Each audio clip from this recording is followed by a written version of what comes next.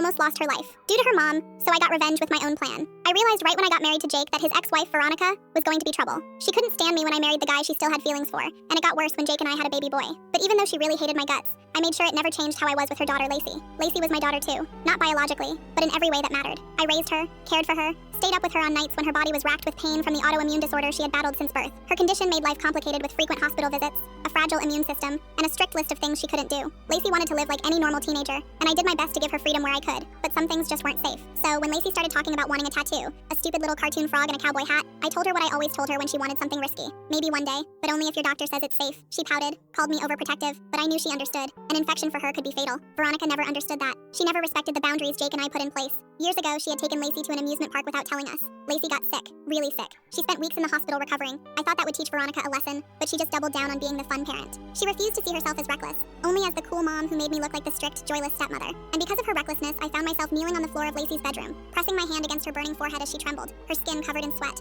She was barely conscious. I scooped her up and rushed her to the hospital. The doctors confirmed my worst fear. She had an infection, a bad one. And then came the kicker. It had started from a fresh tattoo on her ribs, a tattoo of a damn frog and a cowboy hat. I saw red. When Lacey was strong enough to speak, she admitted the truth. Veronica had taken her to a seedy tattoo parlor as a surprise gift. She paid an unlicensed artist under the table to tattoo her 14-year-old immune-compromised daughter. I stormed home that night shaking with rage. Jake was upset and worried, but once I said Lacey was fine, he sighed and said, "You know how she is? Our daughter is in the hospital, because of her." I was shaking. He sighed, rubbing his temples. "I'll talk to Veronica." Talk? Talk? That wasn't good enough. I drove straight to Veronica's house, slamming my fist against her door. When she answered, she smirked. "Oh, calm down," she said, rolling her eyes. "I was just giving Lacey something to be happy about. Something you never do." My hands clenched into fists as I informed her that her daughter could have died. Veronica scoffed and said she was fine and that I was being overly dramatic. Then she said, "Maybe if you weren't such a controlling bitch, she wouldn't have gone behind your back. She's not your daughter anyway." I snapped and my hand struck her across the face before I could stop myself. She stumbled back, her eyes wide, more from shock than pain. I should have stopped there, but I didn't. The next few weeks, my anger didn't fade. It transformed. First, I went to the state licensing board and reported the illegal tattoo parlor. The entire place was shut down. That alone wasn't enough. I wanted Veronica to feel what I felt.